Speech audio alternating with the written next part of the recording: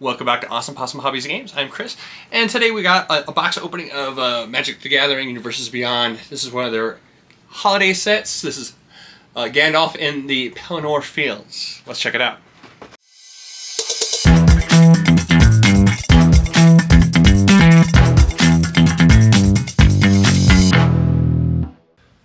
So here we go, opening Lord of the Rings, Tales of Middle-earth.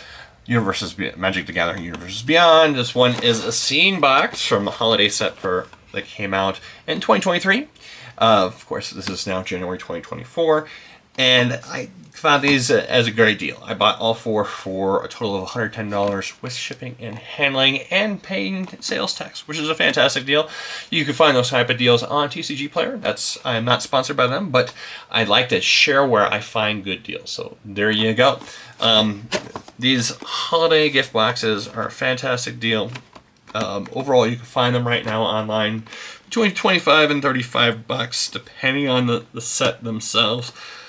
You know, some of the sets are going to have more expensive cards in it. Overall, you get 16 cards and 3 set booster packs. The set booster packs are going somewhere between $3 and $6, depending on where you find them. Generally, you're going to find them for about $5. $5 is not a bad deal if you like opening packs. Of course, buying singles, as the professor would say, is always the best bang for your buck. But these are fun, and I actually wanted some of the cards out of the set, and I went through and tallied all the cards and said, $110 sounds like a great deal. So let's go ahead and open them up, see what's inside. So one of the things you're going to find in here is lots and lots of packaging, and here is the scene background. So on the back has the full art, which I think is much better. If you're going to go through and put that up, or display it, or cut it out and put it in your on the front of your binder, that's a great deal. These things are garbage on the back. They will damage your cards, even the art cards. You slide them in here, it will damage your cards, so don't do it. I'll show you how that works. So let's go on the rest of the packaging. These things, cardboard cutouts, these are great for being able to do it as dividers inside your deck boxes or in your long boxes for your cards. Great dividers.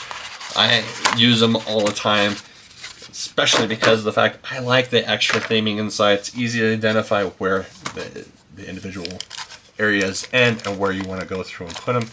Here's actually what you pay for. Cards. You have the actual cards. We'll get those here in a few minutes. The art cards and 3 booster packs, set booster packs. These are the set booster packs. They are not the latest and greatest of the Universes Beyond Lord of the Rings. These are the ones that came out last summer in June, July. So they are not the super awesome holiday edition ones that have the scrolls background. So just be aware of that. If you're looking for those, even though these came out at the same time, I'm sure they just wanted to get rid of some of those extra packs, so they printed these up just for that. So let's go ahead and take a look at these art cards. I don't know if you collect art cards or not. I am not a fan, but I have one of my friends at my local game store collects them, so I gather them all up and just give them over to him, which is great. He enjoys them, and I get to make someone happy. So don't throw them away. Find someone likes them, give it to them. Or, if you really want to, you can sell them. So go through and put your art cards in here. This is what it's going to look like. And if you notice, just by sliding them in, you hear that friction. It's already doing damage to that art card right there on the side. No matter how you put them together, it's a great novelty idea. Just the implementation of how it works is not very good. It's kind of cool, but trying to get them up, just damage it by trying to separate the different layers to be able to put cards in. So there you go. That's what it looks like with art cards. I am not going to go through and put the regular cards in there. Like I said, if you like the image, there you go. That's kind of a waste. I think it's a cool novelty idea, poor implementation. So don't put your cards in there. Just ruin them. So don't do what the packaging says. So I want to go ahead and stop here for a second before I actually go into the cards. So here are the cards that are included inside the Gandalf at Pelennor Fields. The 6 cards plus the 3 booster packs. The total value is about $23.56, with the Searing Light being 95 cents, Sorcerer Scroll being 56 cents, the Ramanos Echo Ancient Shield being $1.34, Courageous Resolve being 53 cents, the Fell Beast Shrike being 36 cents, and of course the single card with the most value is being Gandalf of the Secret Fire of $1.82. The total value, including the 3 set booster packs, is $23.56, which is far from the value that you're going to get for buying just the box at current best price at $27.69. Or if you're paying full retail, you are really getting in trouble. So if I were you, I'd pick it up either as singles or if you can buy all 4 boxes at the same time. This is pretty much getting tossed in for free. So now let's go ahead and open the cards. Olorin's Searing Light for 1 white, 1 red, 2 colorless. Instant. Each opponent sacrifices a creature with the greatest power among creatures that player controls. Only targets opponents, which is great. Spell Mastery. If there are 2 or more instances and/or sorcery cards in your graveyard, or Olorin's Searing Light deals damage to each opponent equal to the power of the creature they exiled. Wow. Next one, Sorcerer's Squall. 3 blue, 6 colorless sorcery, Delve. So it doesn't actually cost the 9. You get to do the Delve cost. Each card you exile from your graveyard reduces, while casting a spell, pays for 1 colorless. So if you have 6 cards in your graveyard, you can go through and get rid of those 6 cards to reduce the spell to 3 blue mana. Target opponent mills 9 cards, then you may cast an instant or sorcery spell from that player's graveyard without paying its mana cost. If that spell would be put in the graveyard this turn, exile it instead. Here's a legendary artifact, Ramanos Echo Ancient Shield, 1 white, 3 colorless legendary artifact. When you cast your spell, second spell each turn, draw a card. Then create a 0/3 white wall creature token with Defender. At the beginning of combat on your turn, creatures you control with Defender gain Exalted until end of turn. Fun. Courageous Resolve. 1 white, 2 colorless. Up to 1 target creature you control gains protection from each of your opponents until end of turn. You get to draw a card. That's fun. Be able to draw a card and giving 1 target creature protection from your opponents is pretty cool. And then Fateful Hour. If you have 5 or less life, you can't lose life this turn. You can't lose the game this turn, and your opponents can't win the game this turn. So it prevents you from dying. Gandalf, the Secret Fire for red, white, and blue. 1 colorless. Yes, he's a great American. Legendary creature, Avatar Wizard, 3/4. Whenever you cast an instant or sorcery spell from your hand during your opponent's turn, exile that card with 3 time counters on it instead of putting it in your graveyard. As it resolves, then the exile card doesn't. If it didn't have a suspend, it gains suspend. So it's kind of cool playing instances on your opponent's turn. Of course, counter spells aren't really going to be that much of an effect on this because you'll be able to play it during your upkeep. So just a reminder, suspend happens during your upkeep, so not going to be able to counter too much. Fell Beast Shrike. 1 red, 1 blue. Sorcery. Each opponent chooses a creature they control. Tap and goad the chosen creatures. Until your next turn, those creatures attack each combat if able and attack a player other than you if able.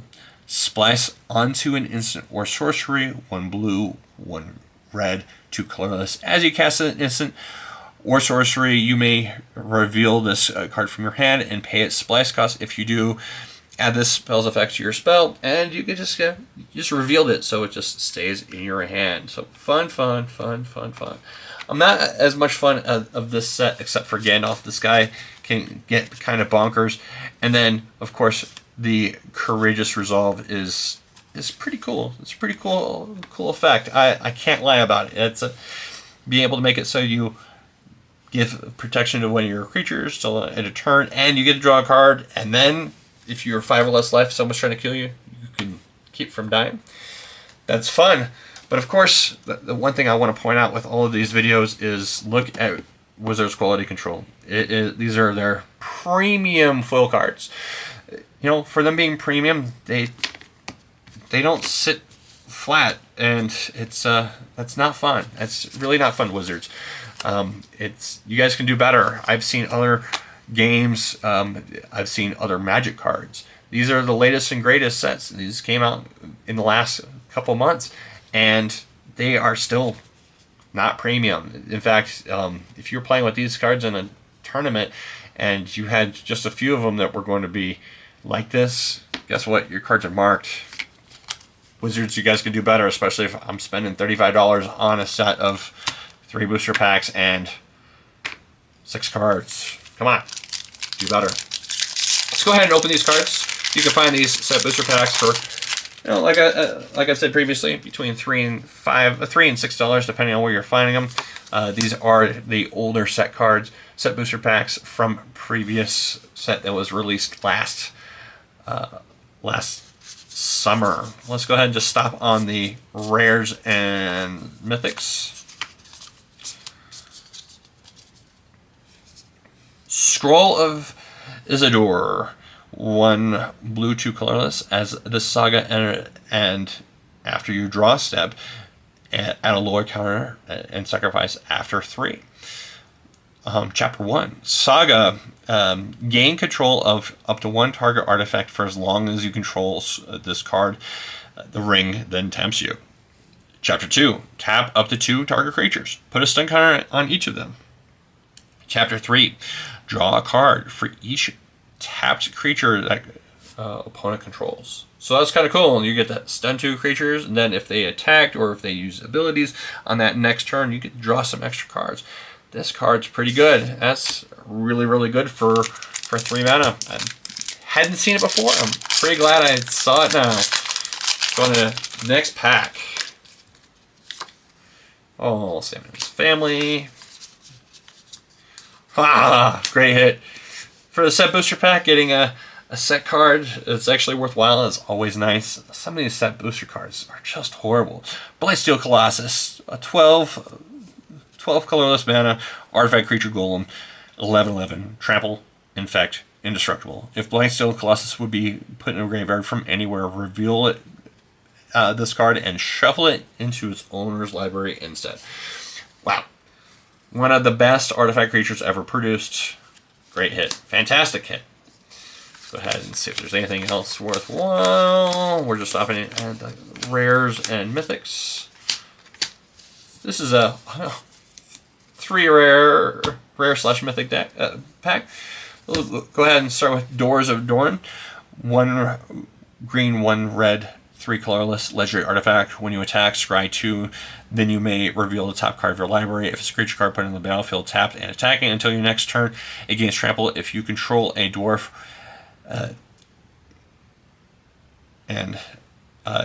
so it gains trample if you have a dwarf, and it gets hexproof if you have an elf.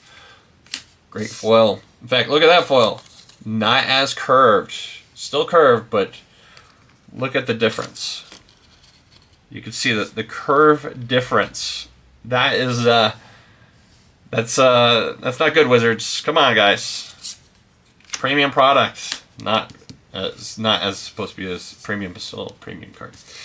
Izor's Fateful Strike, 2 black, 2 colorless legendary instants. You may cast a legendary instant only if you control a legendary creature or a planeswalker. Destroy target creature is if its controller has more than 4 cards in hand, they exile cards from the hand equal to the difference. Awesome.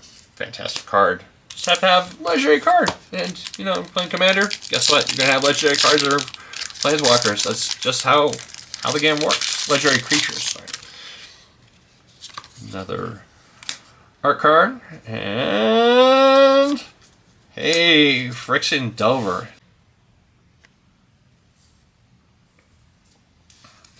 So let's go after the last pack. See if there's any rares. Man, I love the artwork for casting the fire.